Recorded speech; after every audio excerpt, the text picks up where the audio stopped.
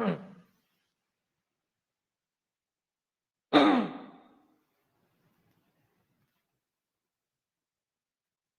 pagi, selamat berjumpa dalam acara Sang Debater.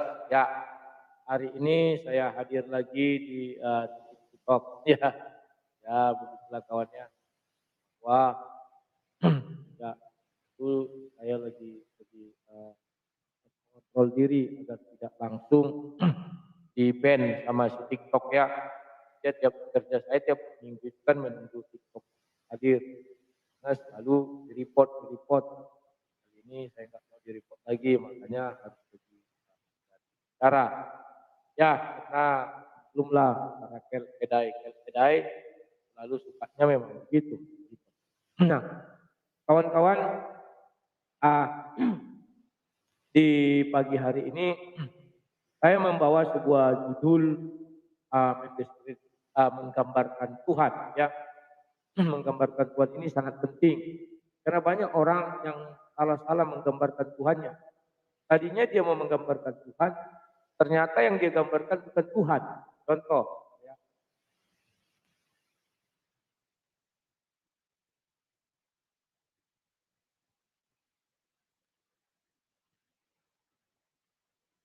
Ya. Nah, kawan-kawan,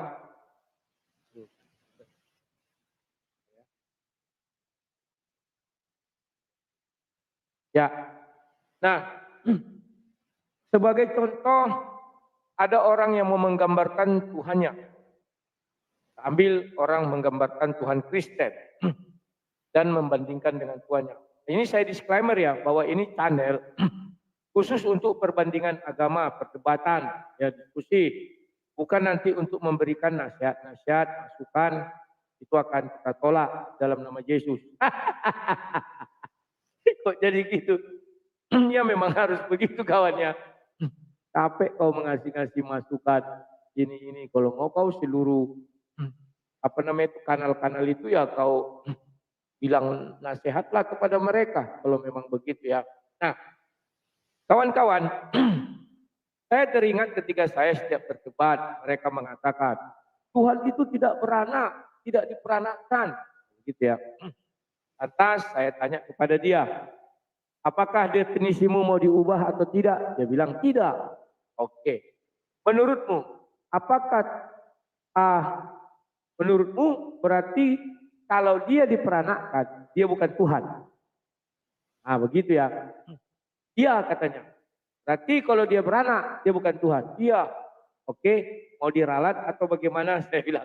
Saya selalu gitu kalau berdebat kawan. Saya beri dia kesempatan untuk meralat pernyataannya. Karena aku tahu orang ini kan tidak mengerti berbicara ya, asal ngomong. Maka setelah itu tahu apa yang terjadi. Ya, saya teguh pada pernyataan saya. Oke, terima kasih, saya bilangnya. Maka mulailah saya menjelaskan kepada dia.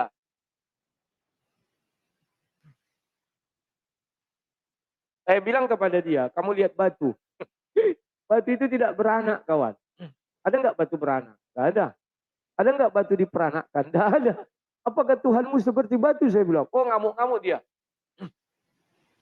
Lah, kenapa kau marah kalau Tuhan kami diperanakkan dan beranak? Saya bilang kan.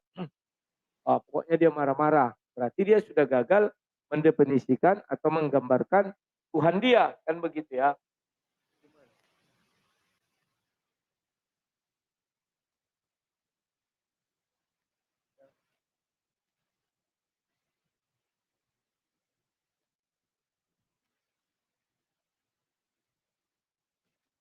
Tes. Ya. Tes. Tes. Tes. Tes. Tes. Tes. Tes. Tes. Ya. Nah, kemudian kawan-kawan, ada lagi yang mengatakan bahwa Tuhan itu tidak bisa menjadi manusia. Kalau dia bisa menjadi manusia, apalagi sampai diperanakkan dari anunya perempuan, katanya, itu bukan Tuhan. Lantas saya tanya lagi, apakah kau mau merubah pernyataanmu? Dia bilang tidak, saya teguh. Oke. Kamu pernah lihat batu? Batu itu seperti itu juga, ya kan? Mana bisa batu menjadi manusia? Tes, Tes. Batu tidak bisa menjadi manusia, kawan. Rubah lagi. Tuhan itu tidak seperti Tuhan tidak kelihatan, katanya. Apakah kau yakin seperti itu? Tujuannya mengatakan Tuhan tidak kelihatan agar batu ini tidak jadi Tuhan. Oke, pegang teguh pernyataanmu, ya, tidak dirubah, enggak. Kalau begitu, tahu enggak kamu bahwa iblis pun tidak bisa dilihat?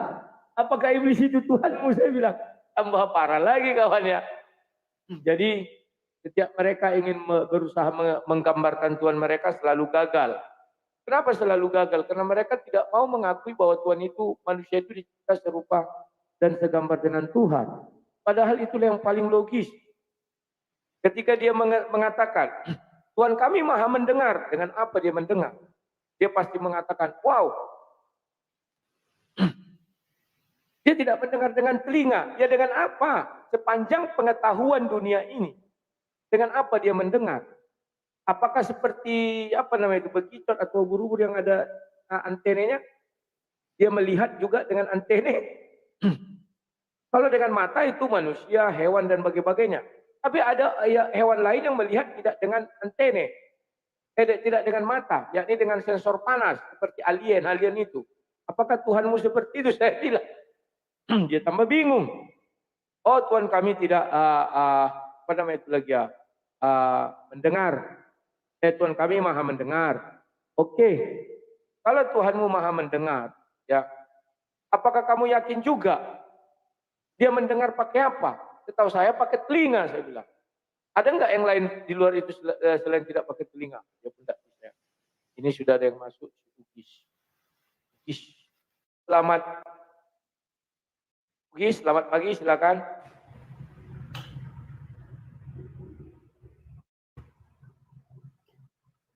Bugis. Halo. Silakan.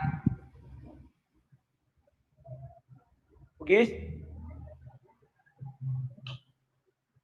Halo. Oh, dia lagi ngapain? Aku enggak. Halo. Ya, selamat pagi, silakan. Mau bertanya apa mau ditanya? Halo. Ya, halo. Silakan. Ya. Tidak lama ya, Bang, tidak lama. Silakan. Halo. Ya, silakan. Sebentar aja. Iya, pemahaman dalam Islam dan Kristen mengenai Tuhan itu berbeda, Pak. Jadi konsepnya tidak akan sama. Seperti tadi dalam Kristen itu kan dikatakan bahwa Allah menciptakan manusia segambar dengan Dia. Halo? Saya kan silakan. Dalam Islam itu Allah itu tidak serupa dengan manusia, tidak ada yang serupa dengan Dia. Dia berbeda dengan ciptaannya. Jadi ini konsepnya berbeda dalam memahami ketuhanannya. Jadi tidak akan bertemu itu. Ya, halo? itu yang ingin saya Apakah sampaikan. kamu bisa mendengar suara saya? Bisa. Oke. Kamu jarang-jarang ya baca Al-Quran? Ya. Kamu jarang baca Al-Quran ya? Iya, jarang. Kalau kamu jarang baca Al-Quran, jarang baca terjemahannya. Ya, tolong kamu baca surah 6 ayat 108 biar kamu paham bahwa Allah SWT mengakui ada yang seperti Dia, yakni sesembahan orang lain.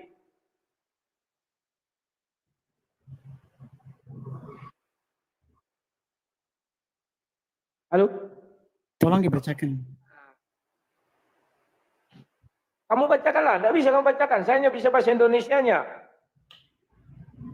Tolong dibacakan lengkapnya, kalau bisa disorot itu suratnya, Pak. Disorot di layar suratnya supaya saya lihat. Oke, tunggu ya. Surah 6. Ditampilkan di layar. Supaya saya lihat suratnya. Ya, dulu ya.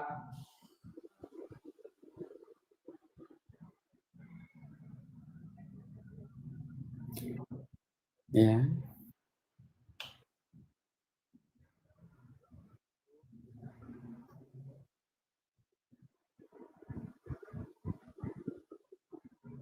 Nah, ya. Ini surahnya Al-An'am 108. Di situ dikatakan, dan janganlah kamu memaki sesembahan yang mereka sembah selain Allah. Jadi di sini Allah menjelaskan ada sesembahan lain. Yakni sesembahan orang lain dan itu tidak bisa dimaki. Jangan. Artinya apa? Artinya Allah mengatakan ada ya lagi yang sesembahan. Ya seperti dia. Jadi jangan kau kira Allah tidak pernah mengakui ada sesembahan lain atau Tuhan lain. Diakui. Katakan.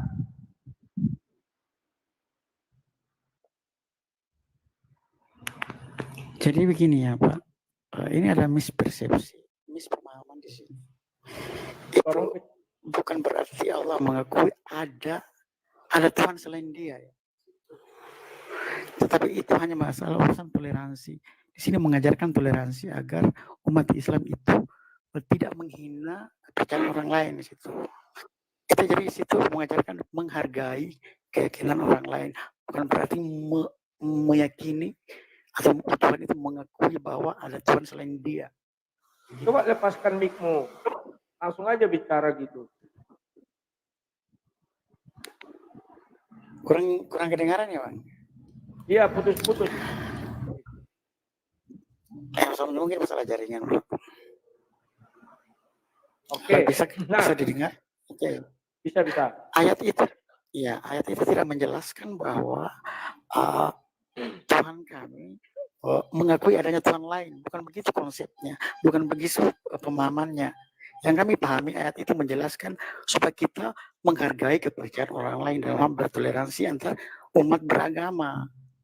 Itu bukan berarti bahwa Tuhan kami mengakui adanya Tuhan lain. Itu pemahamannya. Ya.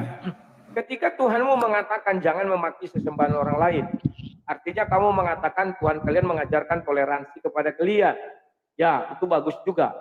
Dengan toleransi itu, tanpa sadar dia mengakui Tuhan orang lain, tidak ada cerita. Berbeda kalau dengan yang ada di Bible. Di Bible dikatakan, jangan ada padamu Allah lain selain aku. Dan di Bible tidak pernah Bapa di sorga mengakui ada sesembahan lain.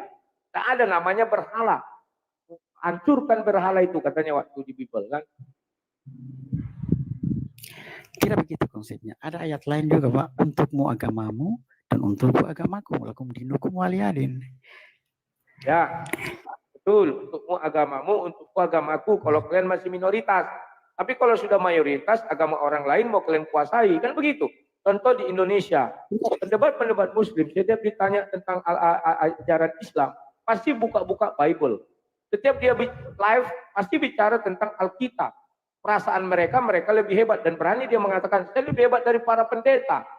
Di mana hukum dinukumnya? Tidak ada.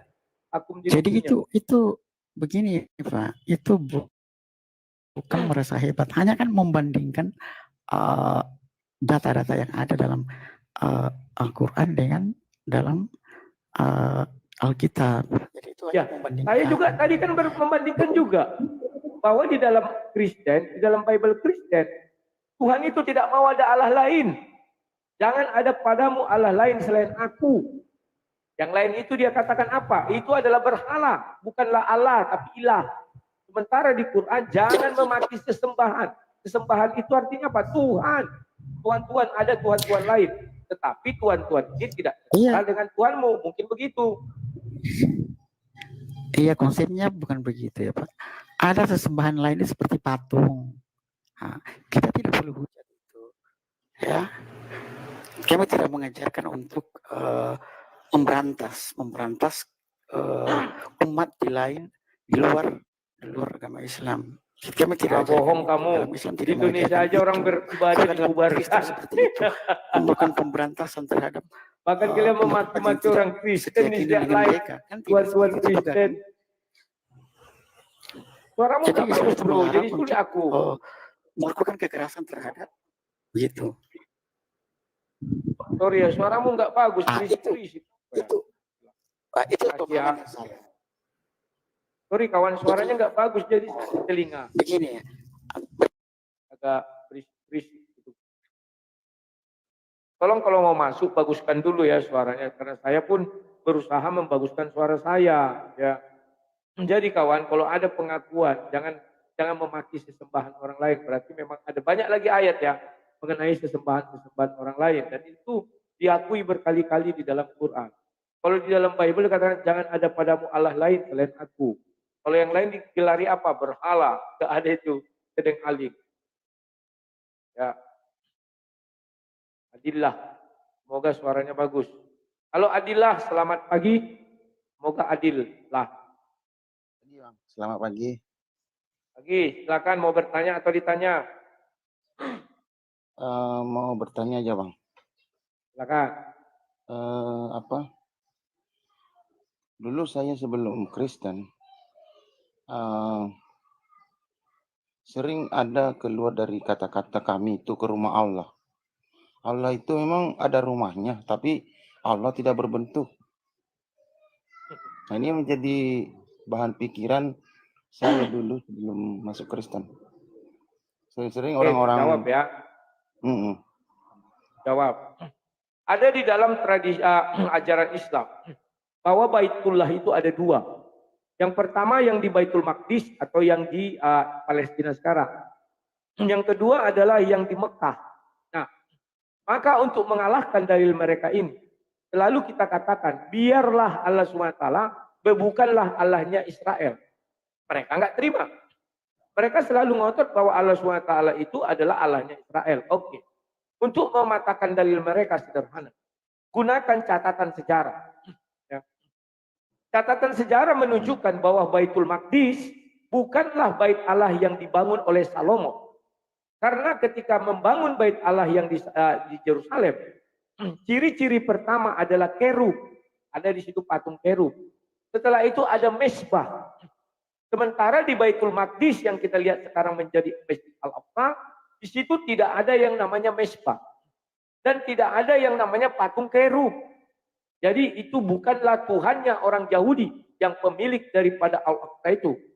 Dan ketika kita beralih kepada di Mekah, Mekah pun demikian. Nah, kemudian mereka mengatakan itu adalah rumah Allah. Aku kurang paham. Sebenarnya rumah Allah itu apa? Ars. Ars itu pun ada tahtanya. Dan itu dipanggul oleh 8 malaikat. Artinya, kalau mereka bilang, oh Allah kami maha besar. Mereka enggak paham apa yang dimaksud maha besar. Mereka selalu menggambarkan seolah-olah maha besar itu badannya yang besar. Padahal nindak kawan, kekuasaannya yang besar. Maka sekalipun dia duduk di atas tahta, dia adalah maha besar. Mereka enggak terima. Karena kalau duduk di atas tahta artinya kecil. Maka ayat yang berkata bahwa tahta Allah itu di arsy, mereka enggak terima. Sekarang buat rumah. Apalagi rumah tambah lebih kecil. Betul yang kamu bilang.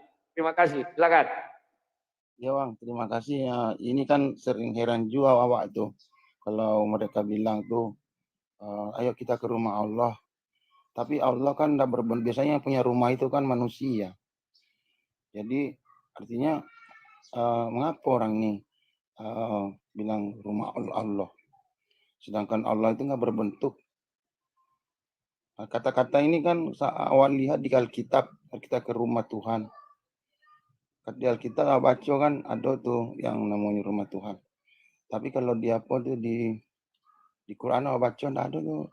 Allah nggak berbentuk manusia doh, nggak berbentuk penciptaannya. Bakunya punya rumah. Oke. Terima kasih. Thank you Adila. Ya. Terima kasih bang ya. Yuk. Sama-sama. Ini Dunsana ini kawan. Anak itu orang Padang. Ya. Ya, terima kasih. Ternyata orang Padang sudah mulai banyak yang menjadi agama Kristen. Yang lucunya, rumah Allah katanya. Ternyata di rumah Allah bisa ada terjadi kematian. Beberapa tahun yang lalu kita lihat tren jatuh berapa mati orang di situ. Apakah Allah tidak melindungi umatnya atau jemaah yang ke situ? Sama saya juga seperti itu ya, mempertanyakan. Apakah di rumah Allah ada kematian? Kalau di dalam agama Kristen, Allah itu bersemayam sekarang itu di sorga. Apakah di sorga ada kematian? Tidak ada. itulah rumah Allah, rumah Bapa di surga. Ya kan? Aku pergi menuju rumah Bapa di surga. Di rumah Bapa di surga tidak ada kematian. Tapi di rumah mereka ada kematian. Waktu tren itu jatuh, ratusan orang mati. Waktu teroris Iran itu datang, Irak atau Iran, yang saya lupa, dia bawa senjata, ditembaknya berapa ribu orang mati. Gitu ya. Apakah Allah tidak maha kuasa untuk melindungi itu? Jadi mereka ini kadang bicara tentang maha kuasa, tidak mengerti apa itu maha kuasa. Mereka mengatakan seolah-olah kalau dikatakan Allah maha besar, badannya yang besar. Enggak lah. Kekuasaannya biarpun kayak Tuhan kami duduk di atas tahtanya. Meskipun tahtanya sekecil ini, tapi kuasanya yang luar biasa. Bukan ukurannya. Ya, jadi Santi Taylor, aku malu jadi orang Padang kan ya. Janganlah malu. Di tempat kami ini sudah ada perkumpulan Padang memuji Yesus. Itu perkumpulan mereka ya. Mereka terdiri dari Katolik, Karismatik, KBP ada juga. Karena suaminya orang Batak. Ya, lah Injil Kerajaan Surga itu harus diberitakan. Oleh yang terkenal siapa kemarin ya, Caniago. Baru satu lagi siapa? Yang punya gereja besar katanya itu ya, yang ngamuk-ngamuk itu ada ustadz bicara tentang itu ya. Nah, kawan-kawan, silakan yang mau naik lagi kita diskusi atau kalian bertanya kepada saya lah. Jangan kalian bertanya pada Zulkifli. Zulkifli itu isi kepalanya nggak ada. Kotoran dia itu ya. Kalau kalian mau bertanya, tempat bertanya itu di sini. Jangan di Zulkifli. Zulkifli itu nggak tahu apa-apa. Malah dibilangnya orang Islam dibaptis 5 kali sehari. Tahu apa arti baptisnya? Baptis itu adalah ketika umat Islam mendengar dia apa ya? Jadi Muhammad kata si Zulkifli dibaptis 5 kali. Kalau dalam acara Kristen baptis 5 kali itu apa namanya? Kebal. William. Halo, silakan mau bertanya atau ditanya. Selamat siang. Ya. Saya orang Kristen juga, Bang. Mau bertanya tentang pernikahan. Silakan. Bang, mohon maaf, mau bertanya.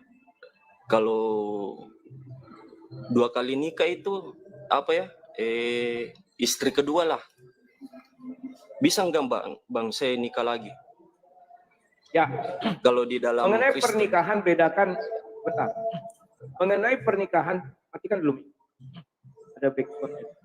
Mengenai pernikahan, tolong kalian bedakan antara nikah 2 kali dengan nikah beristri 2. Nikah 2 kali itu dia pertama cerai dulu, baru nikah lagi.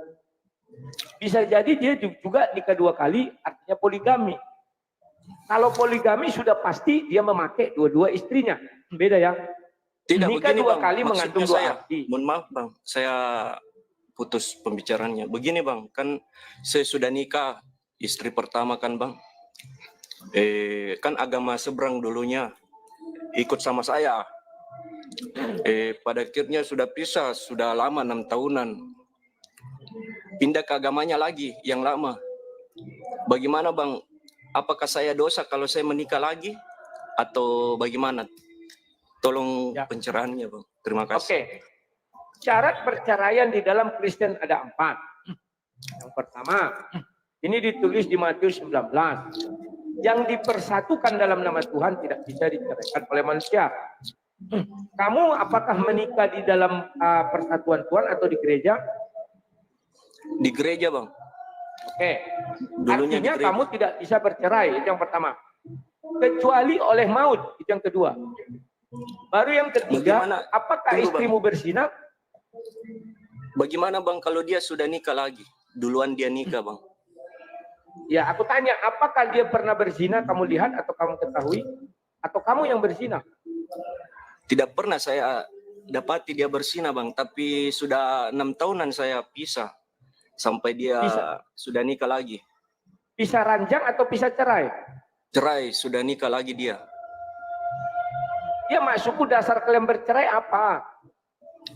Banyak, Bang. Orangnya bikin malu. Apa ya, katanya cuma nafsu doang. Cuma itu, Bang. Oke. Jadi karena dia tidak pernah kau dapati berzina, maka juga kau tidak bisa menceraikan dia. Kecuali kau dapati dia berzina, maka kau ceraikan. Tapi kalau sekarang dia sudah nikah, dia bisa bercerai dengan kau. Karena kalau dia menikah, artinya dia sudah berzina. Nah, tapi kalau kau bang, menggunakan kalau saya ayat lagi, didapat, apakah saya dosa? tunggu dulu, ku jelaskan. Sekarang kau berkata kau dapati hal yang tidak senonoh dengan dia. Maka dasar hukummu adalah Ulangan 24 ayat 1, tolong dibaca 1, 2, 3. Maka kau berhak menceraikan dia kalau didapati hal yang tidak senonoh. Ya. Baru keempat, perceraian, beda iman. Tolong kau perhatikan. Ketika kalian menikah, apakah dia kembali ke agamanya dalam posisi kalian menikah? Kembali ke agama lamanya, Bang. Masih dalam posisi menikah? Setelah itu dia nikah. Iya, setelah itu dia nikah.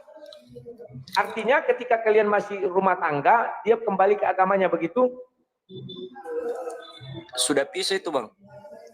Nah, kalau sudah pisah, kalau sebelum pisah nggak bisa. Karena apa? 1 Korintus 7 menjelaskan ayat 12 dan sekian ya, bahwa pernikahan beda agama diizinkan di dalam Kristen. Kenapa? Si suami akan menguduskan si istri. Demikian juga si istri akan menguduskan suami. Sehingga anak mereka bukanlah anak-anak cemar. Ya. Namun di dalam ajaran Islam tidak bisa nikah beda agama karena Tuhannya 2. Ya.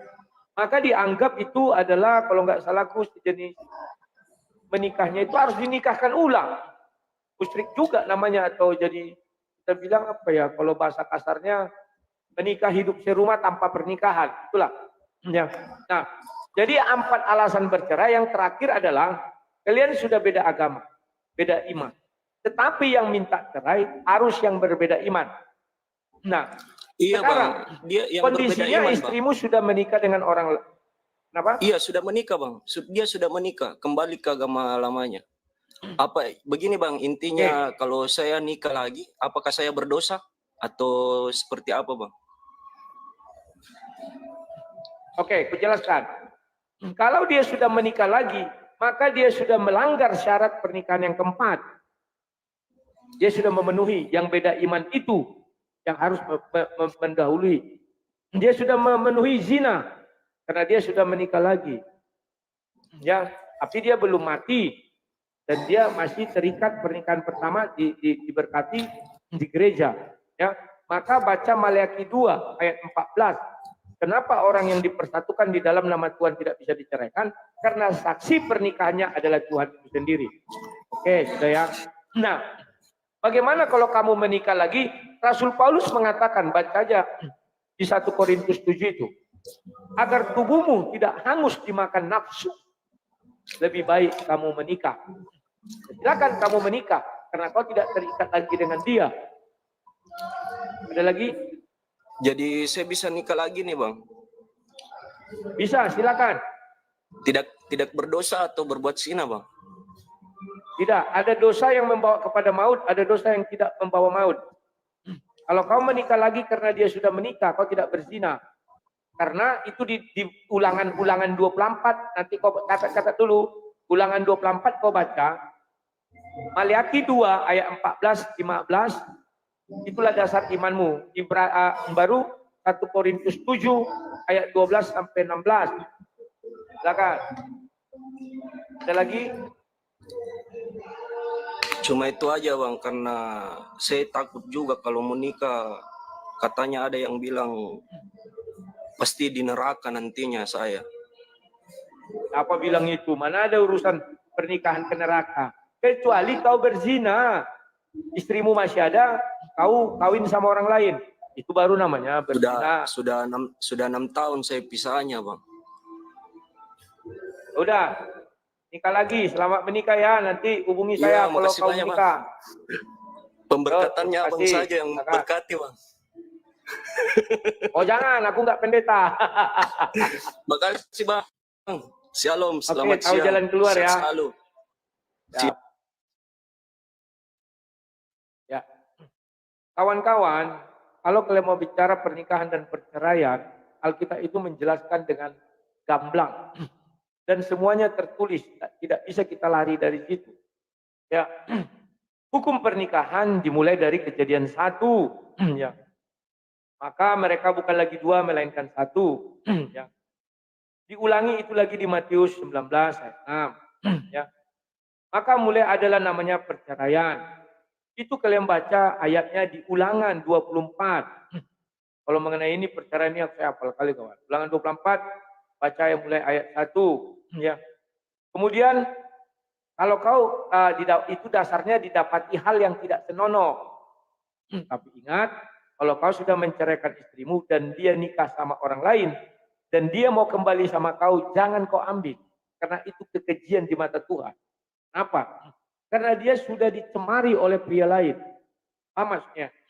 Tapi kalau dia belum dicemari oleh pria lain, kalian masih bisa kembali, bisa menikah. Contoh, saya punya istri. Saya dapati hal yang tidak senonoh. Saya buat surat cerai sama dia. Dan dia hidup seorang diri, tidak menikah lagi. Dan tidak bersetubuh dengan orang lain. Maka saya ingin menikahi dia kembali. Boleh. Ya. Nah, agar tidak menjadi fitnah, saya bukalah Ulangan 24. Oh, kau kok lain dari para pendeta? Ya, pendeta kan hanya menyelamatkan kepentingannya, yakni hidup di dalam doktrin. Kalau saya kan tidak ada doktrin yang mau saya pegang teguh. Doktrin gereja. Saya hanya berpatokan pada isi Alkitab. Apabila, Ulangan 24 ayat 1. Apabila seseorang mengambil seorang perempuan, artinya menikah, dan menjadi suaminya, artinya menikah.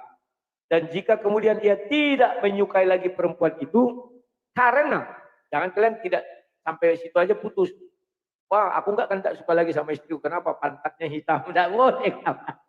Kayak yang di apa itu namanya itu? Kan ada karena pantatnya hitam, dia enggak suka lagi sama istrinya. Itu enggak boleh ya. Oke, bacakan aja. Dan tidak menyukai lagi perempuan itu. Sebab tidak panjinya yang tidak senonoh padanya. Yang tidak senonoh ini carilah. Contoh, dia pergi sama laki-laki lain. Contoh, dia tidur sama laki-laki lain. Contoh, dia enjot-enjotan sama laki-laki lain. Contoh, dia telanjang di pinggir jalan. Tak senonoh. Lalu ia, maksudnya laki-laki itu, menulis surat cerai. Dan menyerahkannya ke tangan perempuan itu. Sesudah itu menyuruh dia pergi dari rumahnya. Cerai itu kawan diusir lah perempuan. Laki juga begitu hati-hati ya. Karena wanita itu sepadan, maka hukumnya pun sepadan. Dan jika perempuan itu keluar dari rumahnya dan pergi dari sana, lalu menjadi istri orang lain. Jadi artinya, jika dia pergi dari rumah itu keluar dan menikah sama orang lain, ya. Dan jika laki-laki yang kemudian itu tidak cinta lagi padanya, lalu menulis surat cerai juga, maksudnya menulis surat cerai, dan menyerahkannya ke tangan perempuan itu serta menyuruh dia pergi dari rumahnya. Atau jika laki-laki yang kemudian mengambil itu menjadi istrinya itu mati. Jadi dia menikah lagi dengan laki-laki lain. Nah, kemudian matilah laki-laki lain itu. Atau mengusir dia cerai lagi. Ya. Maka suaminya yang pertama yang telah menyuruh dia pergi itu tidak boleh mengambil dia kembali menjadi istrinya. Setelah perempuan itu dicemari. Atau setelah perempuan itu dienjot-enjotan. Gak bisa. Sebab hal itu adalah kekejian di hadap Tuhan. Janganlah engkau mendatangkan dosa atas negeri yang diberikan Tuhan Allahmu kepadamu menjadi milik pusakamu.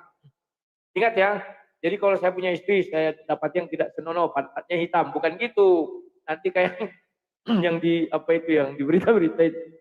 Saya dapat tidak senonoh, saya kasih surat cerai, pergi kau dari rumah ini. Nah gitu ya. Ternyata dia nikah sama orang lain. Suaminya itu mati. Artinya cerai mati. Itu enggak boleh kau nikahi kalau dia sudah berenjot-enjotan. Tapi kalau belum berenjot-enjotan bisa. Ya. Sebab bagi Tuhan itu sudah cemar. Paham ya? Jadi tidak bisa sang debater. Kan suaminya sudah mati. Enggak bisa kata Tuhan. Tapi banyak sekarang kehidupan kita. Mati suaminya kembali dia ke suaminya yang pertama. Ya kau masuk neraka. Kekejian kata Tuhan. Bisa enggak kau ulangi itu? Enggak bisa. Sudah terlanjur kau juga bersetubuh enjot-enjotan dengan suamimu yang lama. Atau diceraikan. Aduh kasihan aku lihat istriku dulu dari diceraikan. Udahlah aku nikahi lagi. Gak bisa kawannya. Oh, mau bahas perceraian lagi, nanti aku bukakan ayatnya. Baru 1 Korintus 7 itu juga. Masih si Eugis. Halo Eugis. Semoga suaranya udah bagus ya.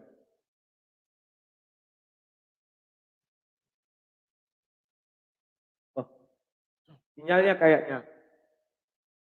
Saya mau tanya Oh. lagi seputar Kristen tadi kan Islam ya. Boleh silakan. Masih ada hubungannya dengan Bang Willy tadi.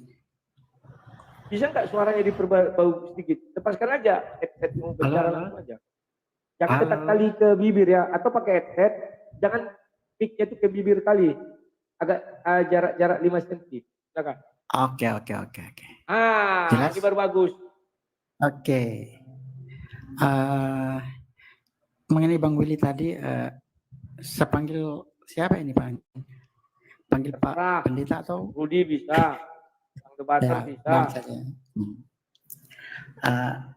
Ketika menjawab pertanyaan Bang Willy tadi, Abang mengambil dalil dari perjanjian lama, itu Maleaki kalau tidak salah tadi ya. Ya, Maleaki 2 ayat 14. Pernah saya menyaksikan beberapa debat dari Kristen mengatakan bahwa perjanjian lama sudah ditinggalkan, ya tidak lagi mengikuti perjanjian lama. Sedangkan Bang tadi mengambil dalil dari perjanjian lama untuk menjawab pertanyaan dari Bang Willy. Seharusnya kan tidak perlu mengambil dalil dari perjanjian lama karena itu ajaran itu sudah ditinggalkan dan dianggap sebagai adat Yahudi, tradisi Yahudi. Yang harus diambil dalil adalah dari perjanjian baru untuk membahas perkawinan tadi. Itu yang saya tanyakan Bang. Salam damai. Siapa yang mengajari kau bahwa meninggalkan perjanjian lama? Orang Kristen tidak bisa meninggalkan perjanjian lama. Karena Alkitab itu satu kesatuan mulai dari Kejadian sampai Wahyu. Itu harus diperhatikan. Nah, kalau saya mengambil, bentar dulu gantian kita bicara. Gantian dong biar tersampaikan. Kalau belum saya bilang silakan jangan ya. Dari kejadian itu, maka ada hukum-hukum yang masih kita bisa bawa sampai sekarang. Contohnya Ulangan 24, contohnya Maleaki 2 ayat 14, 15, 16. Ya. Di perjanjian baru apakah ada juga bercerita tentang perceraian? Ada. Yakni di mana? Matius 19 mulai dari ayat 6. Sesudah itu mana? 1 Korintus 7 ayat 12 dan seterusnya. Itu perjanjian baru 2 itu. Paham ya? Silakan.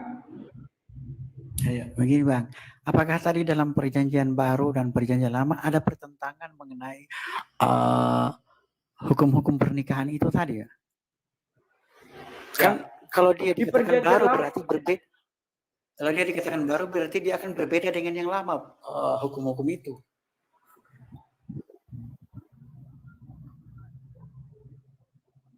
Berarti jika sama, jika hukum pernikahan itu masih sama antara yang ada di perjanjian baru dan perjanjian lama, berarti apa yang tertulis dalam perjanjian baru itu tidak bisa dikatakan baru karena masih sama, masih menggunakan hukum-hukum lama yang ada di perjanjian lama. Itu saya pikir logika berpikirnya. Oke, jelaskan ya bahwa hukum-hukum di perjanjian lama masih dipakai di hukum-hukum perjanjian baru. Ya. Ketika Yesus mengatakan itu adalah Yesus menggenapi. Penggenapannya apa? Kalau dahulu Tuhan menciptakan Adam dan Hawa sepasang, maka manusia menjadi memberontak Tuhan. Yang sepasang dibuat menjadi kayak hewan, yakni 1 betina, 1 jantan, 100 betina. Contohnya Salomo. Ya. Kemudian yang terjadi apa? Yesus datang, maka Yesus menggenapi yang dulunya adalah sepasang dikembalikan menjadi sepasang. Itu artinya menggenapi, bukan meniadakan. Mana pernah kami meniadakan hukum-hukum perjanjian lama kecuali terhadap misalnya bunuhlah kaum Amos apa itu ada dia. Ya orang itu kan tidak ada lagi apa yang mau dibunuh. Misalnya contoh. Kemudian yang kedua, ayat itu apakah bertentangan? Tidak ada bertentangan. Lantas yang baru apa? Ya, baca saja ya Matius 19. Ya, Matius 19 itu awalnya merujuk kepada Maleakhi 2 tadi. Yakni bahwa apa yang dipersatukan dalam nama Tuhan tidak bisa diceraikan oleh manusia. Maleakhi 2 ayat 14 sampai 15. Kemudian masuk lagi kepada kelanjutan dari kalimat itu ya. Mereka bukan dua melainkan satu. Itu mulai dari kejadian. Kejadian 1 dan kejadian 2. Jadi itu lengkap ya. Nah, apa yang baru? Bahwa di situ dikatakan barang siapa menceraikan istrinya kecuali karena zina. Nah, ini yang baru. Kalau dahulu betul orang berzina bisa diceraikan. Tetapi zaman dahulu orang juga menceraikan istrinya tanpa sebab bisa. Bisa. Dan orang zaman dahulu bisa menikahi wanita lain yang dia sukai atau poligami.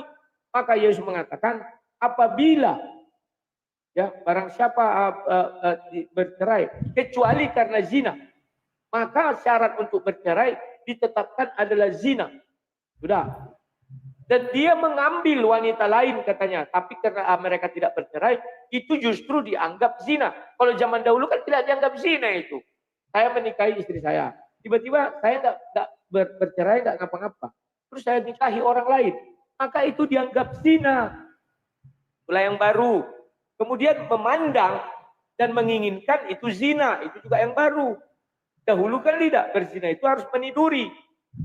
Nah, kemudian 1 Korintus 7 yang tadi itu di Markus ya, Matius 19 mengatakan karena ketegaran tempukmu maka Musa menulis surat cerai. Maka dikatakan kecuali karena zina. Di Markus itu dikatakan barang siapa menikahi lagi justru dianggap berzina. Nah, kemudian Ibrani 7. Masuk kita ke Ibrani 7. Apa yang baru di situ? Yang baru di situ adalah pernikahan beda iman. Zaman dahulu nggak bisa pernikahan beda iman. Tuhan marah. Kau sudah mengambil anak putri-putri, hai putri Sion. Kau sudah mengambil pasanganmu dari apa itu ya? Si Ola dan si Orni. Ada itu kan ceritanya. Dianggap itu dia melacur karena dia menikahi orang-orang penyembah berhala.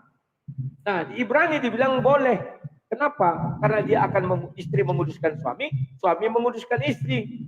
Maka anak-anak mereka bukan anak-anak cemar, tapi anak-anak kudus. Kalau zaman dahulu kan cemar. Nah, yang baru lagi apa? Bisa bercerai karena beda iman, tetapi yang minta perceraian harus yang beda iman itu. Karena dia tidak terikat kepada hukum Tuhan. Maka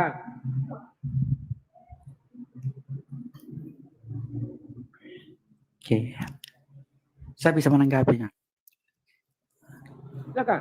Kalau bilang silakan. Iya, ya. Pernyataan sudah bisa saya tanggapi maksudnya. Sudah bisa kali bibirnya. Sudah bisa saya simpulkan apa yang disampaikan abang tadi.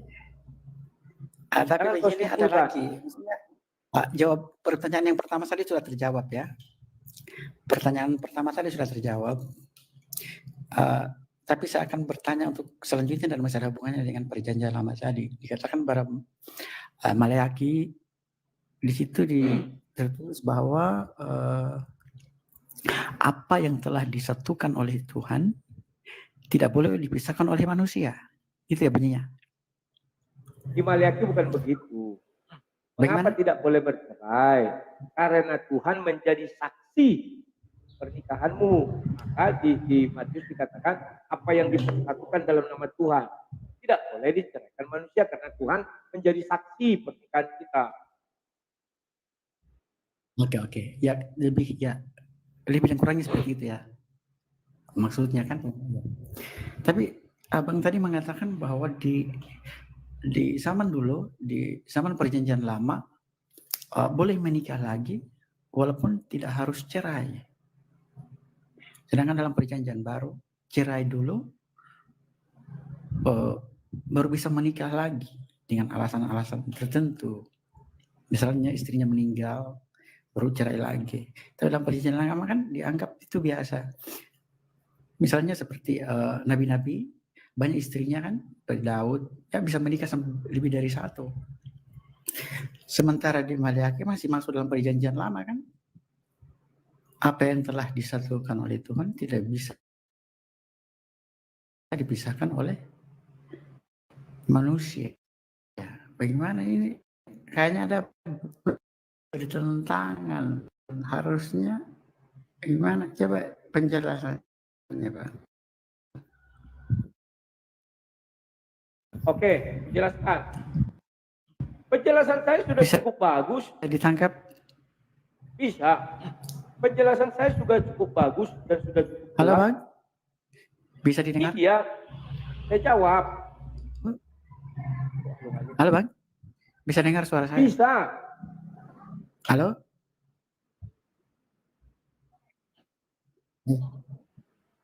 Oke, nanti naik lagi ya, dia masih halo-halo.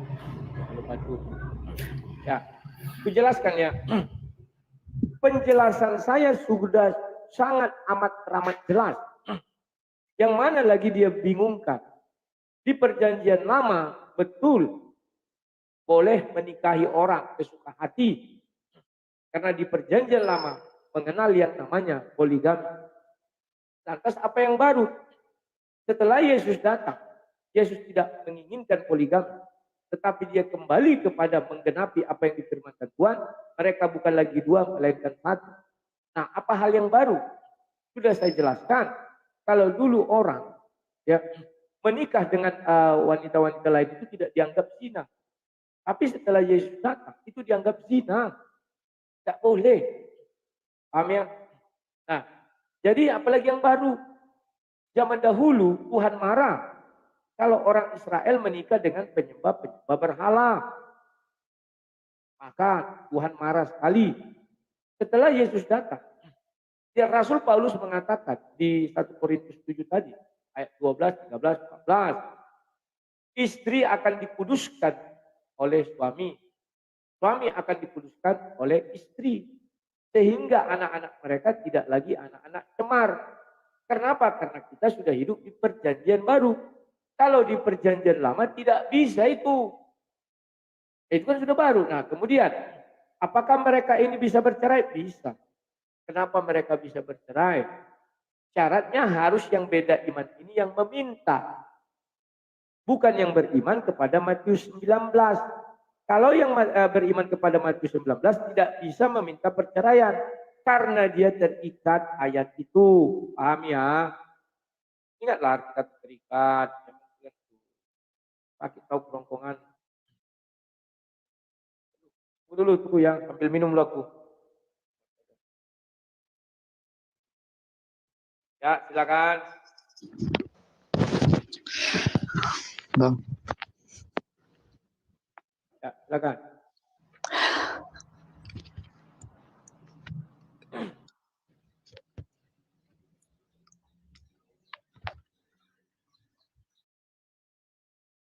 Halo, silakan.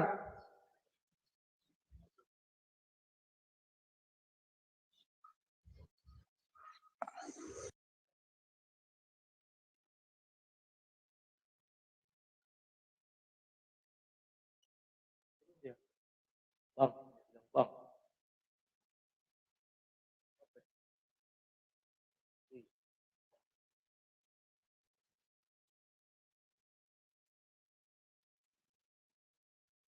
Halo, silakan mau bertanya atau ditanya? Enggak, aku mau menanggapi yang tadi, si Willy tadi itu yang nanya tentang pernikahan. Halo? Ya silakan, kan aku bilang silakan. Kalau di YouTube kamu bilang halo-halo, kalau lihat aku itu langsung kick. Kan aku bilang silakan. Ya, semalam dia ada masuk itu di Komal Pak Bom Bom. Jadi dia pusing itu.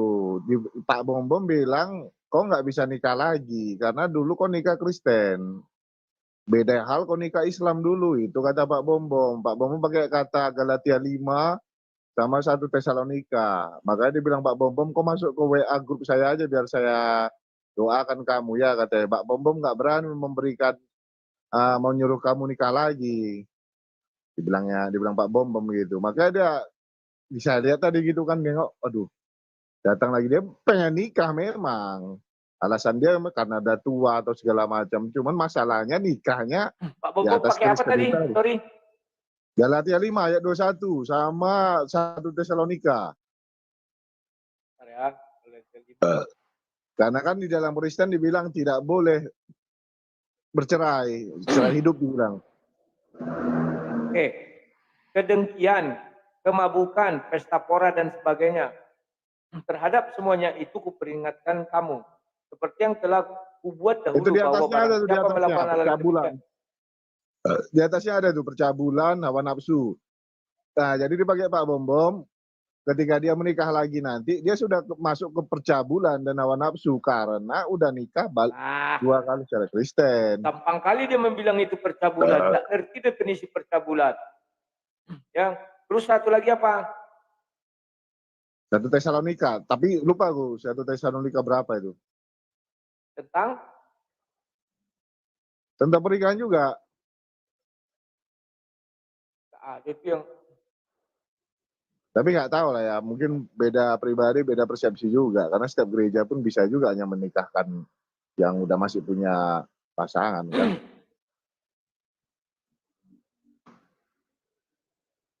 oke.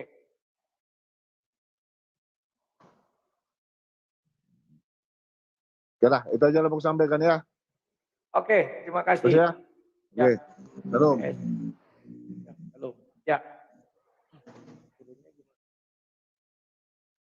Oke. Kawan-kawan, kalau kita bicara kitab suci, kita harus bicara jujur. Barang siapa tidak mengizinkan perceraian, sama dia melegalkan poligami. Kok bisa begitu? Saya pernah dulu ditanya orang kan ketika bicara pernikahan. Saya diserang, memang saya membuka diri untuk diserang. Wah, kau ajaran sesat, kau izinkan orang untuk bercerai. Oke, saya bilang. Jadi menurutmu misalnya saya punya istri, terus saya pergi kepada wanita lain, dan saya menikahi dia. Menurutmu bagaimana? Bingung dia menjawab kawan. Ya kau harusnya enggak pede, sudah kejadian. Bisa enggak saya ceraikan? Oh enggak. Berarti saya poligami dong. Berarti kau melegalkan poligami dong. Kristen tidak melegalkan poligami karena dua menjadi satu.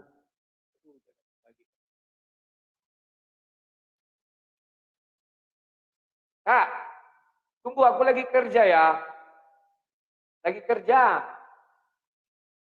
Besok aja lah. Ya. Jadi buru-buru biasalah ya. Nah, kawan-kawan kita lanjutkan lagi ya. Oke.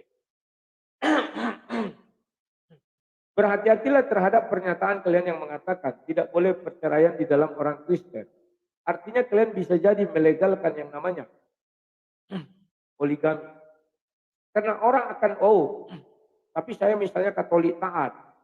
Katolik taat tidak bisa dinikahkan 2 kali. Sekarang masalah gampang. Pergi dia ke gereja karismatik Pentakosta. Di sana kan menikah gampang. Kayak maaf ya kalau kita lihat di Islam mengucap apa itu ijab kabul. Di sana juga begitu, tidak ada dicek ini ya, asal masuk aja jadi jemaat kok ya, jadi jemaat. Apalagi tidak ada yang protes. Ya, nikah jauh-jauh nggak ada yang tahu. Maka satu hari ketahuan, ternyata istrinya sudah 2. Maka dia akan berandasar, aku nggak mau menceraikan dia karena kata Tuhan dilarang bercerai. Kan jadi masalah juga, kawan. Padahal tidak ada Tuhan mengatakan dilarang bercerai. Ada. Ketika dia sudah berzina, kan jadi zina itu. Maka dia harus menceraikan. Yang mana yang dia ceraikan? Kalau kalian tahu yang mana dia ceraikan, siapa yang mau naik berdiskusi sama saya? Misalnya ada seorang laki-laki, dia kan tidak tahu firman Tuhan, katakanlah, dia hanya tahu tidak boleh bercerai. Dia tidak mau menceraikan istrinya, tapi dia ingin menikahi orang lain. Maka dia menikah dengan 2 istri. Maka kita tunjukkanlah firman Tuhan, 2 menjadi 1. Maka dia bertanya kepada kita, yang mana mau saya ceraikan? Menurut kalian, yang mana dia harus ceraikan?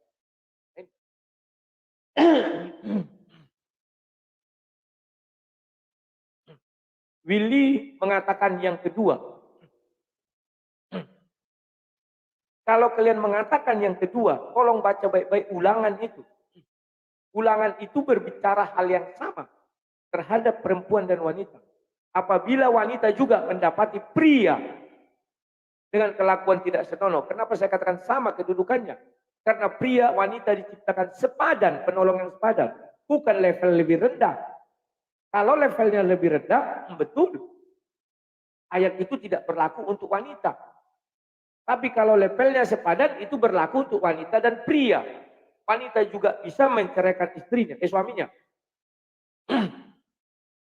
Jika didapatinya hal yang tidak senonoh. Nah, kalau dia sudah pergi sama pria lain, wanita lain, jangan coba kalian ceraikan wanita yang kedua. Karena apabila dia kembali kepada istrinya, itu kekejian di mata Tuhan. Kan dia sudah pergi tuh. Menikah sama orang lain. Dia kembali lagi. Dia menikah itu artinya sudah bersetubuh. Sudah tercemar. Maka dia kembali ke istrinya ini. Tambah tercemar. Pahamilah ayat itu. Aduh. Bicara firman Tuhan ini asik kawan dan mengenakan. Cuman kalian harus pahami. Jangan buta kayak kacamata kuda melihatnya gini. Gak bisa ya. Paham ya? Dia harus menceraikan yang pertama. Kalau sampai dia menceraikan yang kedua dan kembali kepada yang pertama, dia kan sudah berzina namanya. Dan dia bersetubuh lagi. Kekejian bagi Tuhan. Nah, ini harus kita pahami. Ingat, definisi berzina di dalam ajaran Kristen bukan pergi dengan wanita lain, jalan-jalan, makan-makan. Bahkan ciuman pun belum masuk kategori zina. Karena orang barat bertemu sama bukan istrinya ciuman. Alkitab mengajarkan definisi zina itu apabila dia sudah bersetubuh. Itulah namanya cemar. Paham ya? Tapi jangan jadikan kalian lah ini celah. Kadang orang-orang kan suka mencari celah di dalam firman Tuhan. Baca kalian semua kitab suci mengenai perzinahan. Mengenai cemar. Gak ada cemar itu. Oh aku pergi dengan pria lain. Mejeng-mejeng. Itu belum cemar. Oh aku mencium wanita lain. Itu belum cemar. Di barat sana orang bertemu entah siapa-siapa pun itu. Entah istri orang, entah nenek orang dicium-cium yo. Ya. Baca Alkitab itu baik-baik. Oke. Ada lagi yang mau bertanya? Silakan. Semoga kalian tidak sesat oleh karenanya. Memang lebih baik satu sampai mati, maut memisahkan. Matius 19 ayat 6. Paham ya? Kalau Pak Bom mengatakan itu memang seluruh pendeta mengajarkan untuk tidak orang bercerai. Itu aja alasannya. Tapi apakah bisa bercerai? Sudah jelas ayat tadi mengatakan menceraikan. Disuruh pergi dari rumahnya. Karena Tuhan pun demikian. Kan manusia ini serupa dan segambar. Tuhan itu menganggap kita berzina. Jika di saat yang bersamaan.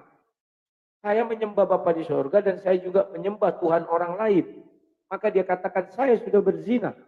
Dan kalian tahu apa yang terjadi? Apakah Tuhan menerima saya? Tidak, diusirnya saya. Diusir dari mana? Dari rumahnya. Rumahnya mana? Surga. Dan berhati-hati. Banyak yang tidak ketahui. Syukurlah Tuhan Yesus datang. Sehingga orang-orang yang sudah diusir Bapa di surga masih ditunggu di depan pintu. Karena dia sudah pergi menyembah Tuhan lain. Kalau perjanjian lama nggak bisa kawan. Diusir kau nggak boleh kembali lagi. Tapi Yesus apa? Mengatakan, anak bungsu pergi ke negeri orang. Masih ditunggu bapaknya kawan. Apalah anak Markus 15. Apalah anak penjaga itu dari pintu. Itu lagi dari pintu. Tuh ternyata dia datang. Dia bersuka cita. Potong dulu kondit yang paling besar. Kondit itu kalian kan B2. Kalau di sini bilangnya kondit. Dipotonglah. Kalau dulu enggak kondit, lembu. Paham ya kawan-kawan ya? Jadi harus kalian pahamilah bahwa Tuhan Yesus itu Maha baik. Kalau zaman dahulu mana mau peduli Tuhan. Yang berhala kau keturunan-keturunanmu. Ya, anak Medan, silakan anak Medan tadi teraniaya, tercampak ya. Silakan. Halo Bang. Ya, silakan. Hukum memasuki sepatu yang terinjak tahi ke dalam gereja itu apa Bang? Kalau di kami, hukumnya nggak ada. Karena kami hati yang disucikan, bukan lantai. Beda dengan Iya, para tapi kan penyembah itu kan berhala. rumah suci Bang, rumah Tuhan. Nggak najis ya Bang? Kau dengar dulu saya menjawab. Rumah Tuhan itu hanya satu. Sudah roboh di Yerusalem.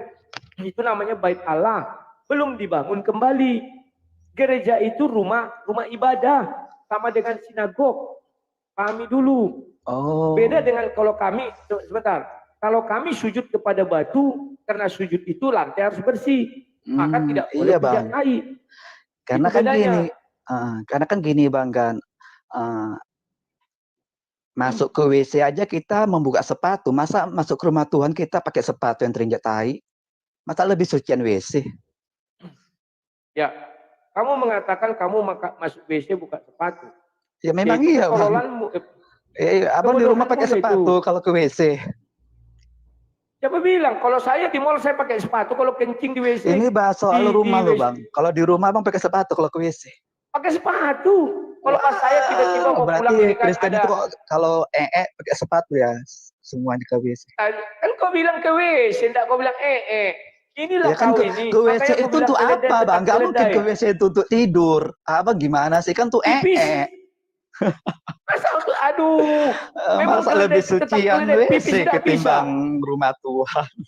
Pipis kan bisa pipis kan. Dong, Bang. Coba Bang mikir ke situ. Kan oh iya ya? juga ya kata anak Medan. Coba Bang mikir ke situ. Iya enggak sih? Memang kau nggak bisa diajak diskusi ya, sabar. Kawan-kawan, kenapa penyembah batu itu harus bersih lantainya? Karena hidung mereka harus sujud kepada lantai. Itu artinya menyembah. Tapi kalau penyembah Tuhan Yesus yang ada di surga, kita ke atas, bukan ke bawah. Nah, saya nggak bilang agama tertentu, saya bilang penyembah batu. Rata-rata penyembah batu mulai dari zaman purbakala sampai zaman hari ini. Semua sujud kepada batu itu. Nggak mungkinlah lantai dia tempat sujud itu bau tai. Nggak mungkin. Ya. Makanya daripada itu harus dibersihkan. Tapi kalau kita kan kita tidak tahu menginjak itu sedikit atau besar. Hukumnya bagaimana? Tidak ada hukumnya. Karena hati kita yang kita bersihkan. Bukanlah sepatu kita, bukanlah fisik kita. Karena kita bukan kaum sujud batu. Atau kaum pemulia batu. Atau kaum sembah batu. Kalau kaum sembah batu dari zaman dahulu purbakala, mereka memang harus itu tidak boleh pakai kasut. Karena nanti kalau injak kata dia kan, sujud dia bau. Kan begitu. Kena hidungnya, kalau nggak kena nggak apa-apa. Tapi kalau kena hidungnya, putihnya di sebelah sana nggak apa-apa misalnya. Paham ya? Karena ada di situ ritual sujud kepada batu. Kalau orang Kristen, dia berdoa dalam roh dan kebenaran. Bukan dalam fisik ini. Itu bedanya. Jadi fisik ini tidak usah kau bersih-bersihkan. Karena bagaimanapun kau bersihkan ini. 1 detik dia menjadi kotor. Contohnya apa? Ya saya ada keringat, saya bersihkan. Begitu saya berjalan 1 meter, keluar lagi keringat saya. Sampai saya sadar. Kalau mau betul-betul bersih, setelah kau bersih, tutup semua pori-porimu. Ambil penutup pori-pori, ada enggak? Ada. Apalagi air liur. Air liur ini mengandung bakteri. Bahkan sikat gigi pun tahu. Setelah sikat gigi, beberapa menit itu langsung bau juga. Karena ada gigi sela-selanya. Itulah namanya kita ingin membersihkan tubuh. Kalau ingin membersihkan tubuh hanya satu caranya. Rebus di air 100 derajat Celcius. Nah, itu baru bersih. Tapi kau jadi putih. Kalau kaum penyembah batu begitu kawan. Mereka berargumen, berlogika yang seperti itu penyembah batu. Kaum sujud batu memang harus begitu. Karena mereka menyembah batu itu dalam wujud fisik. Kalau kita berbeda, kita sujud kepada Bapa di sorga, itu dalam roh dan kebenaran, tidak daging. Paham ya? Janganlah nanti ada baperan, aduh, dibilangnya kau menghina agama kami, karena kami sujud kepada batu katanya. Banyak sujud kepada batu, di kampung kami pun banyak kaum sujud batu. Ya, dilarang baperan, astaga naga, orang-orang dulu kan. Jadi tolong kalian pahami ya, itulah. Ada lagi yang mau naik, silakan biar kita jelaskan apa pertanyaan kalian. Kenapa orang Kristen kalau ke gereja pakai sepatu? Ya karena itu kan rumah ibadah. Makanya sinagog itu tidak pernah dikatakan itu bait Allah, tidak pernah. Bait Allah itu cuma satu di Yerusalem, nggak boleh dua. Kalau sampai dua Allah, yang mana lagi mau singgah di situ? Kan begitu kawan. Makanya Israel itu, bait Allah itu tetap satu. Apakah mereka tidak bisa mendirikan lebih dari satu? Bisa. Tapi kenapa nggak bisa? Karena Tuhan itu satu. Tidak mau dia dua. Kalau sampai ada bait Allah dua di Israel, Tuhan akan bertanya, bait Allah mana lagi yang kau bangun itu? Siapa yang mau diam di situ? Tuhan mana lagi yang mau diam di situ? Artinya duit tunggal nanti kawan. Atau duit theos. Ada dua Tuhan. Yang satu Tuhan, tempat Tuhannya Israel, yang mengaku-ngaku Israel. Yang satu tempat Tuhannya, katakanlah daerah-daerah Timur Tengah misalnya posisinya. Atau di daerah-daerah Asia Jauh. Kan kita jadi curiga. Mereka menyembah dua Tuhan. Dibuatlah rumahnya dua misalnya, atau tiga Tuhan. Saya bicara Kristen. Oke. Damai Kasih Channel. Halo Damai Kasih, Pak Damai, silakan.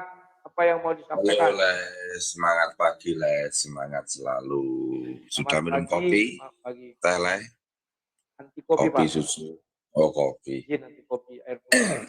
Yang pertama tadi kok saya dengar kaitan perkawinan cerai itu gimana Les? Maksudnya itu apa itu? Perkawinan cerai maksudnya dia menikah dengan seorang beda agama dulunya, tapi menikah di Kristen. Setelah itu pisah dengan istrinya 6 tahun. Istrinya menikah lagi sama laki-laki lain. Jadi dia bertanya, bisa nggak saya kawin lagi? Bisa, aku bilang.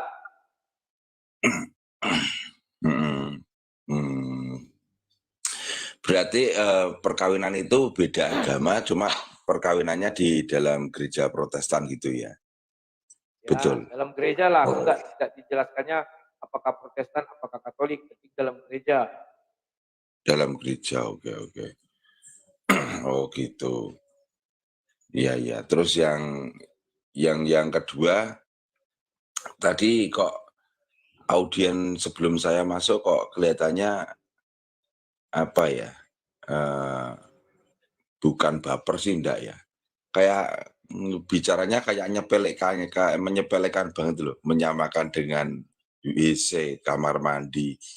Dia kan bilang kamar mandi, bukan berak, bukan neek. Orang ini ngomongnya juga ngelantur tadi itu. Terus kok membandingkan tempat ibadah itu dengan suatu tempat pembuangan hajat.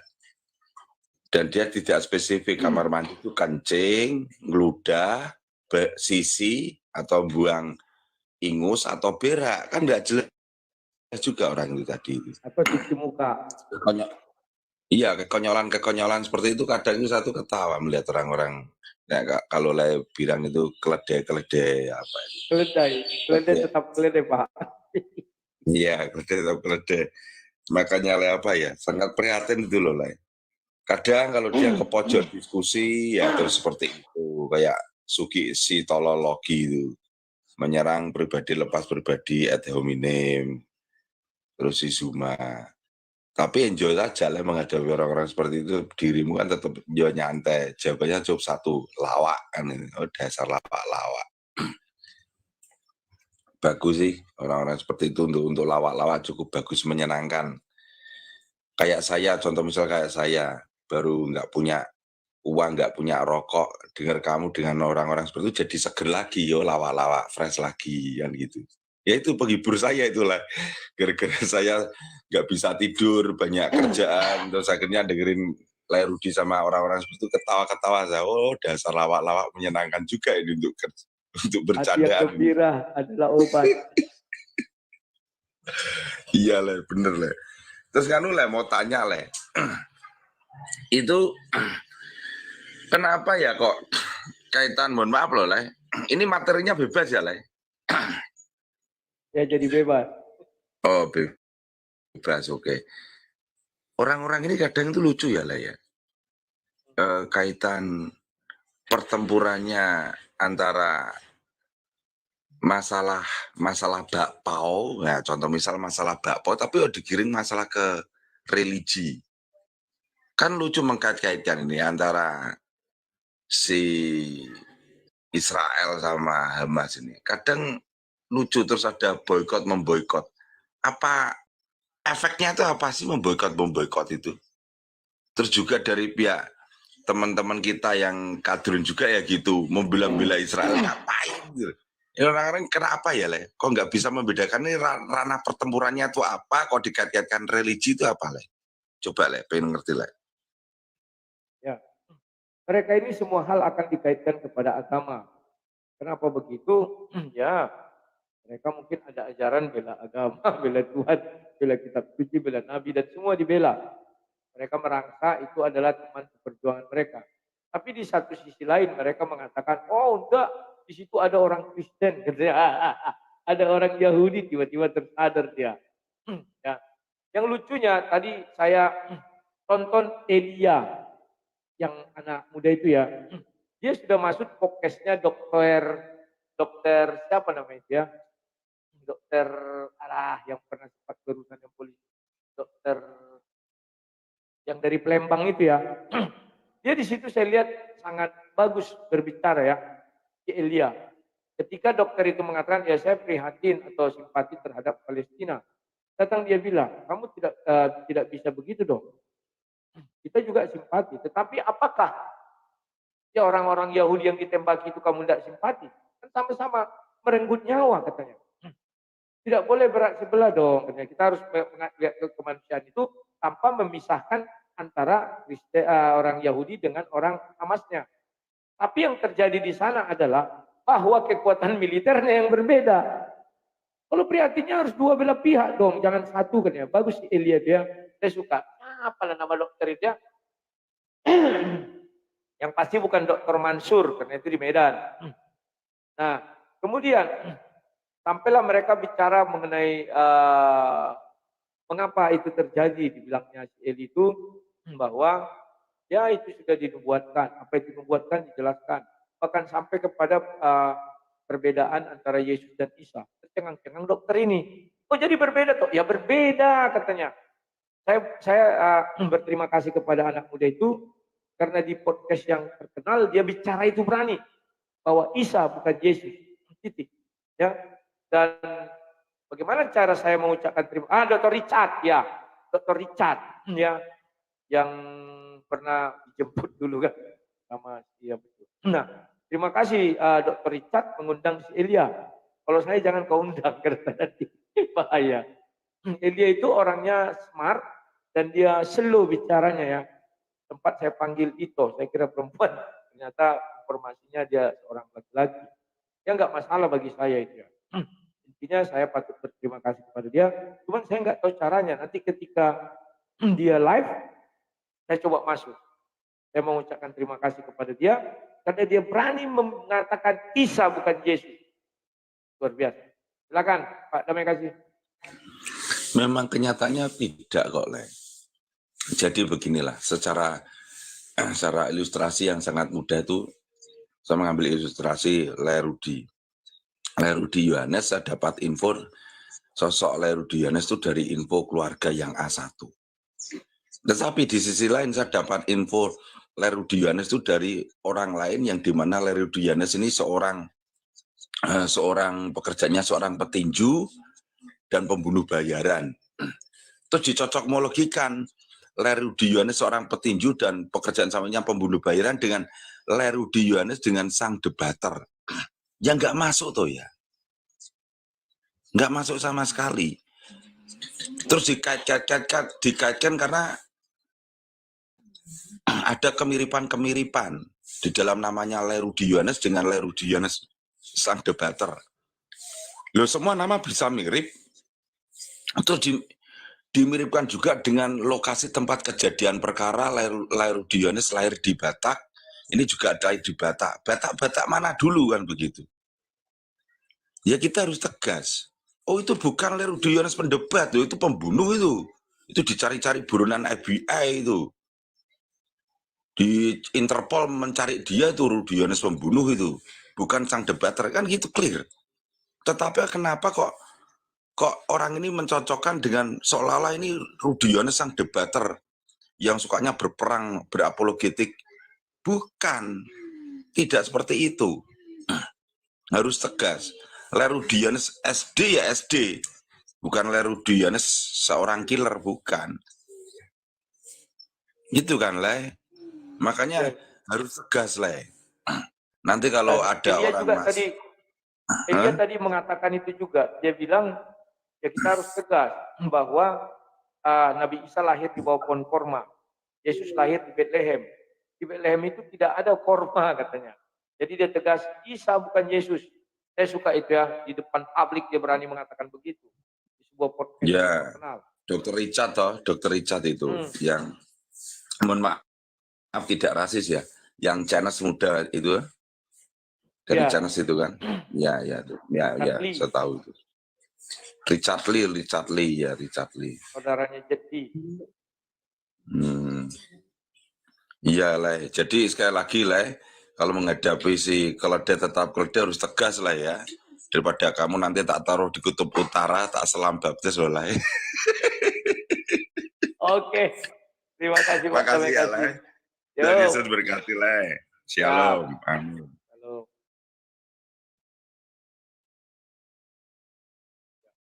Kalau saya kawan, ya begitu ya, saya tidak mau pimplan.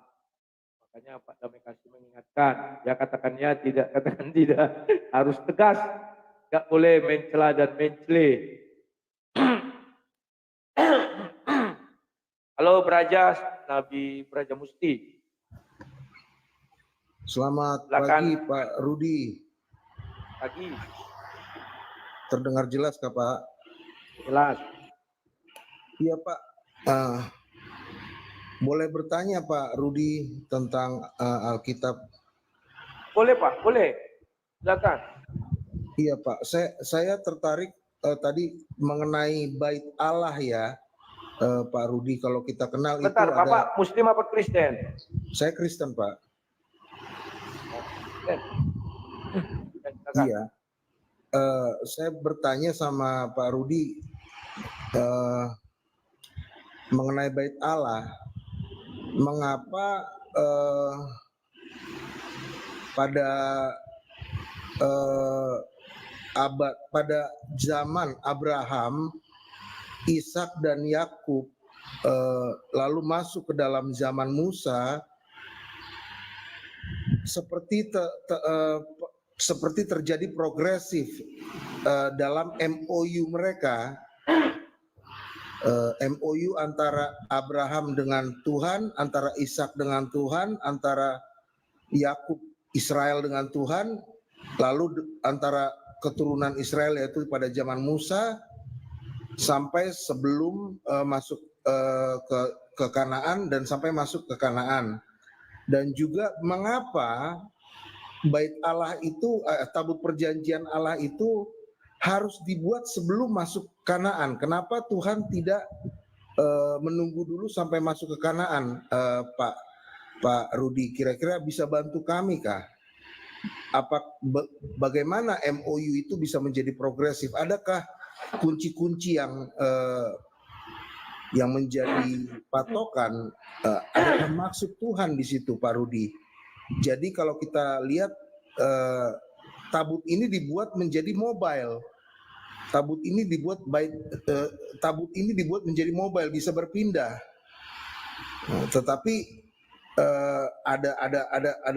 ada tempat ilah lain yang menggunakan hal yang sama tetapi menetap begitu Pak. Berpindah karena dicuri sehingga menjadi alat-alat kebutuhan rumah tangga yang lain. Contohnya ya alat bersih-bersih diri begitu Pak. Bisa dibantu Pak Rudi apakah sampai? Terima kasih. Oke, terima kasih. Kalau untuk melihat itu, kita dapat melihatnya itu di Ulangan bab terakhir, di mana Musa setelah selesai menulis kitab yang diperintahkan Tuhan untuk ditulis oleh Musa. Iya. Maka setelah selesai diserahkanlah kitab ini kepada Yosua, dan kitab ini dimasukkanlah, kalau orang bilang, di tabut itu ya, di dalam kotak itu. Nah, kemudian tabut ini beriringan dibawanya dengan siapa? Kalau kita baca ayat Alkitab dengan teliti, dibawa dengan beriringan dengan jasadnya Yakub. Karena Yakub adalah Israel itu sendiri. Maka dibawalah jasadnya Yakub sampai ke tanah perjanjian itu. Tanah Kanaan itu ya. Dan Musa tidak diizinkan masuk ke sana.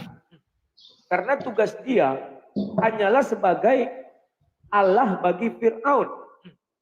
Keluaran 7 ayat 1. Tugas Maka Musa. batasnya si Musa. Tugasnya si Musa sebagai Allah buat Firaun. Ya, Keluaran 7 ayat 1. Siap. Nah, ketika dia sudah sampai di perbatasan itu, dia tidak bisa ke sana. Dia tidak bisa menjadi nabi bagi bangsa Israel di seberang itu, nggak bisa. Karena Firaun itu bukan berada di Kanaan. Firaun itu berada di Mesir, di seberang sini. Ya. Itulah sebabnya Musa tugasnya selesai. Meskipun pada saat itu gara-gara mengetuk batu, Harun mengatakan itu mujizat dari mereka dan Tuhan marah. Tetapi sebenarnya kontraknya si Musa dimulai itu dari Keluaran 7 ayat 1. Firaun udah mati, lantas dia mau Tuhan bagi siapa lagi? Gak ada bagi Firaun lah.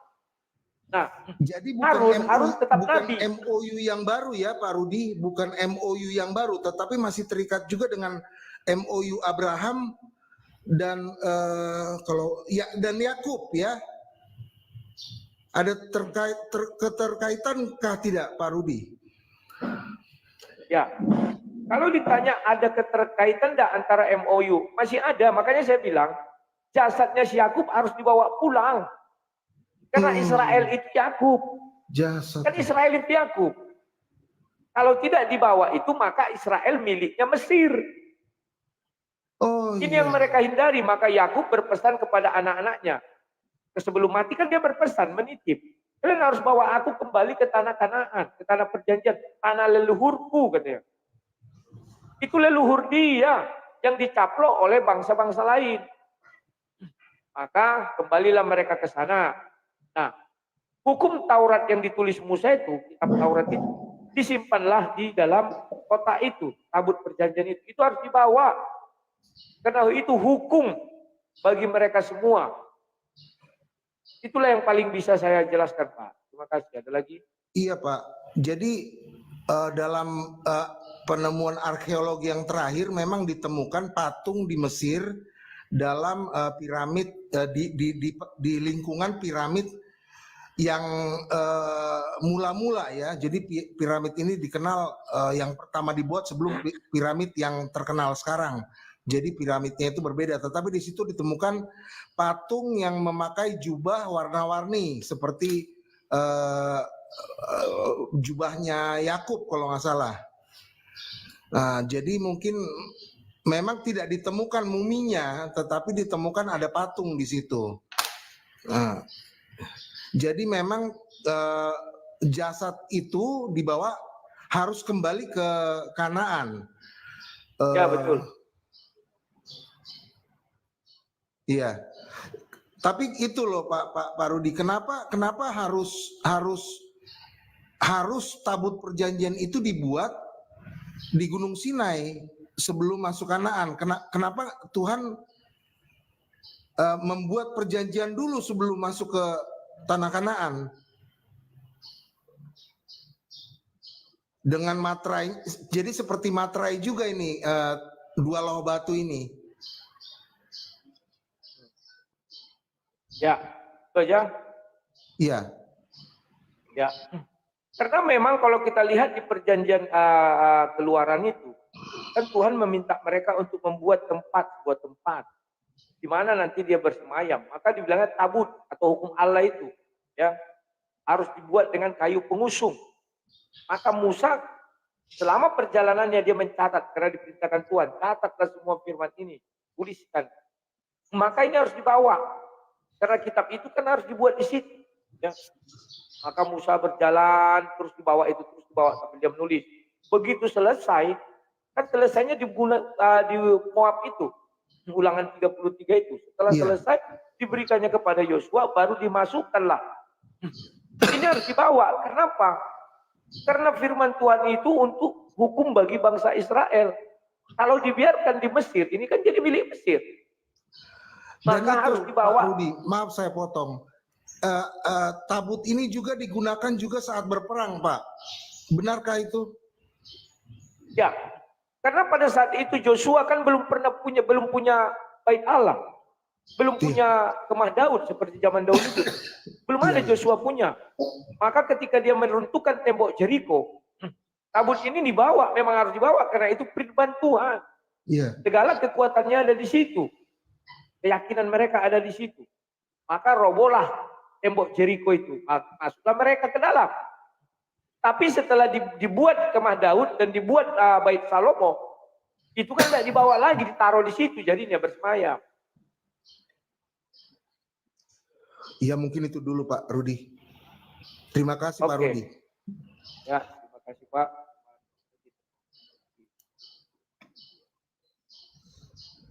Ya. Kalau bicara tabut itu kawannya, ini ada di Keluaran berapa? Keluaran 39 itu dijelaskan di situ ya. Ayatnya yang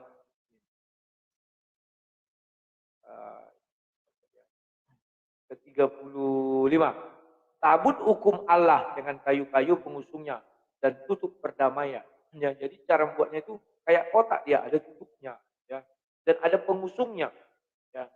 Jadi memang itu harus dibawa kemana-mana karena berisi hukum Allah. Hukum Allah itu apa? Taurat. Jadi ditaruh di situ, itulah kekuatan mereka. Kenapa hukum ini harus dibawa? Kalau tinggal di Mesir nanti dipakai orang Mesir. Jadi hukum bagi mereka. Ini kan sudah dikhususkan bagi orang Israel. Jadi harus dibawa itu. Kalau itu dibawa, maka si Yakob kan berpesan supaya jasadnya juga dipindahkan. Maka mereka buatlah di dalam sebuah peti sampai mereka keluar. Kan jasadnya itu sudah lama di dalam peti itu. Nah, begitu mereka keluar dari tanah Mesir, dibawa itu serta.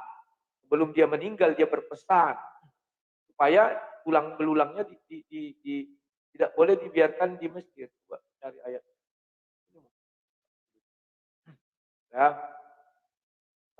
Dibilang gini.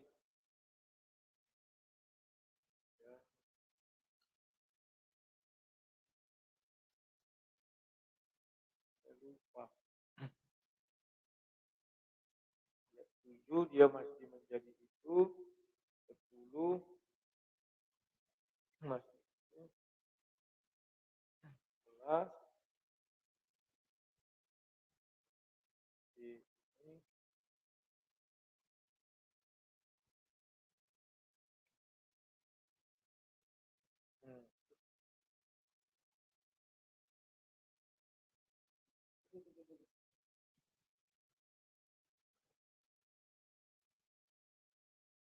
Bentar ya.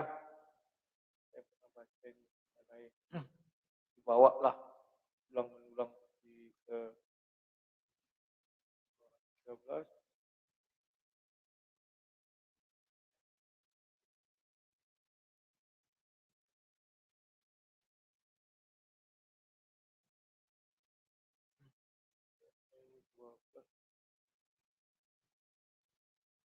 Ya nanti kalian cari ya pokoknya. Di Keluaran ada mereka bawa serta mayatnya daripada si Yakub Israel itu. Nah, itulah bapak mereka ya.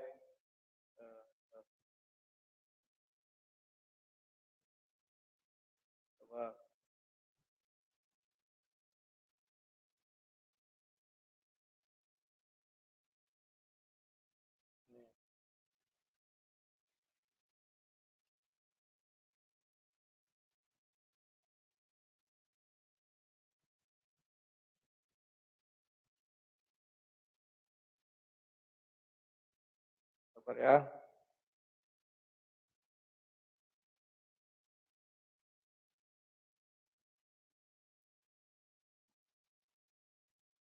Ya nanti kalian cari saja ya, ada itu. Maka mereka membawa serta itu di Israel. Makanya orang Batak kawan ada namanya mengukul holi, memindahkan. Ini si anak Medan mau masuk gak usah ya, karena dia nggak pandai berdebat, disuruh tenang. Kayak siapa dia, Amzania. Amzania tahu kan film kartun itu. Kita tidak butuh orang yang ribut-ribut, kita yang butuh sepahit apapun kalian ucapkan terhadap Kristen, kami siap menjawab. Tetapi ingat harus bergantian. Kayak tadi dia mengatakan ke WC, dia hanya bilang WC kawan. Tapi itu tadi aku bilang, karena mereka ini memang kaum botol. Habis apa? Batu yang dimuliakan, jadi kaum botol, saya nggak tahu apa agamanya ini. Dia mengatakan ke WC saja. Terus dia bilang, ke WC kan untuk Sejak kapan ke WC harus Saya ke WC bisa itu kencing, cuci muka, meludah. Aduh, memang kalau on jadab dia. Siapa boleh buat biarlah begitu ya. Nah, kawan-kawan, ini ada Pak Asli tapi palsu. Semoga ini yang terakhir. Silakan Pak Asli tapi palsu, apa yang mau ditanya? Karena jam sudah 10.39, saya mau jemput anak sekolah. Ya, silakan. Ya, dua saja ya, dua. Yang pertama, mengenai kitab suci. Di Alkitab maupun di Al-Quran. Kenapa tidak ada disinggung agama lain? Yang lebih spesifik, misalnya agama Buddha, agama Hindu, dan agama Jepang matahari, dan lain sebagainya. Kenapa tidak ada disinggung? Apakah itu bukan Tuhan sesungguhnya Tuhan? Silakan. Oke, terima kasih. Di dalam Bible, memang tidak ada disinggung secara kalimat langsung Hindu, kalimat langsung Buddha, tidak ada. Tetapi di situ memang dibuat perbedaan antara penyembah berhala, dewa-dewa, dan penyembah Tuhan sesungguhnya Tuhan. Jadi itulah pembandingnya yang bisa saya jelaskan kepada kalian. Kalau di Quran bagaimana? Masih menyebut dua agama, Yahudi dan Nasrani. Harusnya pada zaman itu kan sudah lebih modern daripada penulisan Bible. Harusnya juga sudah ada itu agama-agama lain. Tapi faktanya tidak ada. Kenapa? Ya karena mungkin di dataran Arab, Hindu Buddha belum ada. Tapi kalau kita baca, kita tonton channelnya Satria Nusantara, di situ jelas dikatakan Aswatama, ya, dari kaum Kurawa. Makanya muka orang-orang Arab kan kayak orang India. Itu yang bisa saya jawab, Pak. Silakan, Pak. Oke, yang terakhir ada di ayat Alkitab mengatakan, mulai saat ini apapun yang dipikirkannya akan terjadi. Artinya, tingkat pengetahuan manusia itu akan menguasai bumi dan langit. Apakah, pertanyaan saya adalah, apakah nanti semakin lama turun-temurun kemajuan teknologi ini semakin meningkat, manusia apakah mampu menemukan surga itu yang katanya surga itu di atas? Sekian, Lek. Makasih. Oke. Kalau kita merujuk kepada kitab suci, hanya Bible lah yang menegaskan ini semua. Kitab suci lain nggak ada. Kitab suci lain itu kerjanya hanya promosi Tuhan, promosi akulah Tuhan, begitu terus. Maka manusia diciptakan untuk menyembah Tuhan. Faktanya Alkitab mengatakan di Kejadian 1 mulai dari 26, 27, 28, manusia itu diciptakan untuk menaklukkan bumi. Apakah itu bernilai benar? Benar. Maka di Kejadian 11 ayat 6 waktu pendirian Menara Babel, mulai hari ini dan seterusnya kata Tuhan, mulai hari ini apapun yang dirancang manusia pasti akan terlaksana. Yang benar, manusia ingin menyamakan Tuhan, maka melawan Tuhan. Kalau nanti Tuhan menurunkan air bah, kita buat yang namanya Menara Babel. Maka mereka dirikanlah Menara Babel. Dan itu memang sifat manusia harus begitu, menaklukkan bumi untuk mengalahkan Tuhan. Nah, pada satu hari nanti, jangankan pada satu hari nanti, Obadja sudah menjelaskan bahwa manusia akan menaruh sarangnya di antara bintang-bintang. Obadja itu menyebutkan itu. Apakah sudah ada teknologi? Belum ada. Masih zaman udik sekali, Obaja 2. Baca kalian Obaja 2. Apakah itu terbukti sekarang? Terbukti. Sekarang manusia sudah pergi ke luar angkasa, membuat di sana yang namanya sarang dia atau rumah-rumah dia di angkasa sana. Itulah hebatnya Bible. Bible ini adalah kitab suci yang sesungguhnya dari Tuhan. Dia nggak perlu lagi promosi, aku lihat Tuhan, apa nggak bosan? Tuhan promosi dia adalah Tuhan. Kayak caleg aja. Ya. Dan pada satu hari nanti manusia akan berupaya menciptakan manusia lain karena mereka melihat Yesus lahir tanpa ayah.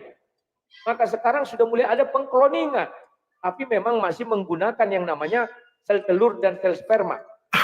Tapi tidak lagi dibuahi di dalam rahim, sudah di luar rahim. Dan pada hari akhirnya nanti bumi kan akan katanya musnah, lenyap. Itulah sebabnya orang-orang cerdas, orang-orang cerdik pandai yang dimulai dari Israel, Yahudi dan Kristen, dan juga orang-orang yang tidak percaya kepada yang sonono, katakanlah Jepang, Cina dan sebagainya. Mereka berpikir untuk sampai ke luar angkasa, supaya apabila nanti bumi ini dimusnahkan, orang akan tetap bisa hidup di luar angkasa. Itulah keinginan manusia, seperti pendirian Menara Babel. Kalau dulu orang mendirikan Menara Babel untuk menghindari air bah, sekarang orang berpikir ke luar angkasa untuk menghindari yang namanya bumi ini akan dilenyapkan, akan berlalu. Biar bumi berlalu, orang sampai di luar angkasa. Makanya aku bilang, kalau ada yang mengatakan, ya maaf ya, satu hari nanti hanya orang Islam lah yang mengisi bumi, ya silakan. Saya bilang, saya nggak pernah marah. Umat manusia nanti di bumi itu seluruhnya Islam, ya silakan. Bukan berarti tidak ada Kristen dan yang lain-lain. Kemana mereka? Bukan mereka mu'alaf, tidak, tapi mereka sudah keluar angkasa. Ditinggalkan bumi ini, mereka keluar angkasa. Tinggallah mereka semua isi bumi ini, hancur. Kan semua agama meyakini akan berlalu bumi ini. Orang dari luar angkasa gitu. Tapi ingat Obaja. Tolong dibaca Obaja 2, bacakan ya. Hebat kali kawan. Waktu itu teknologi belum ada, Obaja sudah bisa menuliskan ini. Ini bukan dikarang tahun 1965 ketika pertama sekali astronot keluar angkasa, bukan. Ya. Ya. Ayat 4. Obaja ayat 4. Ya, dikatakan di sini. Obaja 2 ayat 4. Obaja 2 ya? Obaja 1, sorry. Sekalipun engkau terbang tinggi seperti burung Raja Wali, bahkan sekalipun sarangmu ditempatkan di antara bintang-bintang kawan. Antara bintang-bintang, bukan dibilangnya di langit, bintang luar angkasa. Apakah ini sudah terbukti? Sudah. Kita mendengar ada namanya stasiun ruang angkasa Mir punya Soviet. Stasiun ruang angkasa apa lagi gitu. Orang hidup di sana bertahun-tahun. Dari sana pun aku akan menurunkan engkau, demikian firman Tuhan. Demikian. Jadi satu hari nanti orang kan pergi ke luar angkasa ingin kalau bumi dihancurkan Tuhan, kita hidup di angkasa. Diturunkan Tuhan nanti kawan. Itu firman Tuhan, bukan firmanku. Bukan ucapanku, bukan ucapan hantu belau. Ini ucapan Tuhan yang sesungguhnya Tuhan. Silakan. Jadi poinnya, karena ada kata diturunkan, jadi poinnya apabila suatu ketika nanti manusia sudah mencapai titik puncaknya mau menemukan surga itu, akhirnya diturunkan Tuhan dengan kata yang di Alkitab itu, kata diturunkan. Itu seperti itu bukan poinnya? Ya betul. Kan dibilang di Kejadian 11, manusia ingin mencapai ketuhanan. Kenapa manusia ingin mencapai ketuhanan? Karena di Kejadian 3 Iblis sudah mengatakan, apabila engkau memakan pohon pengetahuan itu, engkau akan serupa dengan Tuhan. Memang benar. Iblis mencari kongsi. Iblis mencari kawan sekutu. Kelemahan iblis tidak punya daya cipta. Baca Alkitab dengan baik. Kehebatan manusia seperti Tuhan, punya daya cipta. Jadi iblis masuk ke dalam diri manusia. Itulah Kejadian 11 itu, Menara Babel. Mereka ingin menyaingi Tuhan kan, dulu ditata yang tinggi. Wahyu bilang. Sama nanti dengan kita keluar angkasa, tujuannya apa? Di Wahyu dikatakan bumi akan berlalu. Oh, bumi berlalu, kita luar angkasa loh. Agak berlalu. Silakan. Dah gitu aja lah, soalnya terlalu tinggi nih ilmu ini. Soalnya Ya, ilmu yang terima kasih. masa datang ini. Gitu aja lah. Ya. Makasih lah ya. Itulah hebatnya Obaja. Terima kasih Oh ya. aja ya, betul. Makasih ya. Shalom. Jadi kawan-kawan, mengenai bintang-bintang ada kita buat planet di sana ruang angkasa, hanya Bible yang bisa mencatatkan itu, kita lain nggak bisa. Agustin Mawar apa nih? Halo Bu Agustin, selamat pagi, silakan. Apa yang mau disampaikan? Salam Le. Kok suaranya laki-laki? Oke Le, ini yang mau saya tanya. Di Indonesia ini ada 6 agama. Tuhan yang mana yang benar Le sebenarnya? Oke, jawab ya. Di Indonesia ada 6 agama. Dan 6 agamanya itu memiliki Tuhan. Ya. 2 yang sama, Kristen Protestan dan Kristen Katolik. Atau dikatakanlah itu Kristen. Tuhan mana yang benar? Kalau kamu tanya secara Pancasila, saya mengatakan seluruh Tuhan itu benar. Kalau Tuhan itu tidak benar, tidak mungkin negara mengakui. Mana mungkin negara mengakui Tuhan yang tidak benar? Kenapa? Ya. Jadi kalau menurut negara seluruh Tuhan itu adalah benar. Maka dari itu aku bilang, ya, Indonesia ini bersyukur dilindungi oleh 5 Tuhan. Kan luar biasa, kawan. Negara lain dilindungi 1 Tuhan. Iya, betul. Nah, kemudian, kalau kamu tanya saya, Tuhan mana yang benar? Menurut pribadi saya, ya jelas saya mengatakan, yaitu Bapa di sorga. Karena itu iman saya. Dan sudah saya buktikan bagaimana Obaja, abdi Tuhan itu, mampu bercerita tentang rumah di atas bintang-bintang. Sementara saat itu teknologi belum ada. Luar biasa. Sementara kitab-kitab lain hanya menyudut-nyudutkan orang yang tidak seagama dengan dia. Contoh di Kristen ada istilah kopar dan kafir. Kan ada kafir. Nah, jadi yang lain itu hanya kopar, kafir. Sementara Obaja sudah bicara luar angkasa. Memang jauh tertinggal. Dan Alkitab mengatakan mereka itu keledai liar. Maka di bumi ini memang isinya nanti mereka. Karena yang lain itu sudah keluar. Iya. Jadi Le, menurut Le, apakah nanti di surga itu ada kawin mawin apa tidak? Dan bagaimana tanggapan Le di surga ada kawin mawin? Silakan. Oke, terima kasih. Apakah di surga ada kawin mawin? Di surga tidak ada kawin mawin. Yesus mengatakan hidup nanti kita di hari akhir itu seperti malaikat. Kenapa di surga tidak ada kawin mawin? Kita kawin mawin di sana untuk apa? Untuk berkembang biakkah? Atau hanya untuk memuaskan nafsu? Kalau hanya untuk memuaskan nafsu, Tuhan bisa menciptakan alat. Manusia aja bisa menciptakan alat. Kalau lihat Facebook lewat-lewat itu kurang ajar itu memang. Iya. Untuk apa Tuhan manusia di sana bersetubuh misalnya? Nah, maka dari itu doanya orang Kristen, jadilah kehendakmu di bumi ini seperti di sorga. Bukan jadilah kehendakmu di sorga seperti di bumi. Kalau di sorga ada kegiatan seks, maka doanya bisa kita pastikan. Jadilah kehendakmu di sorga seperti di bumi. Di bumi ada rumah bordil, maka di sorga itu nanti ada rumah bordil. Mirip, cuman gratis. Itu aja bedanya.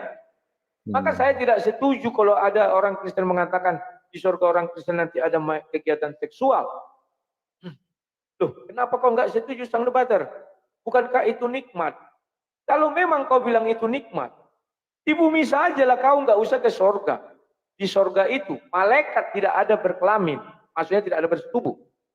Umur malaikat kalau dicatat dari sejak Adam sampai hari ini, mungkin sudah ribuan tahun, mungkin 5.000, 6.000 tahun.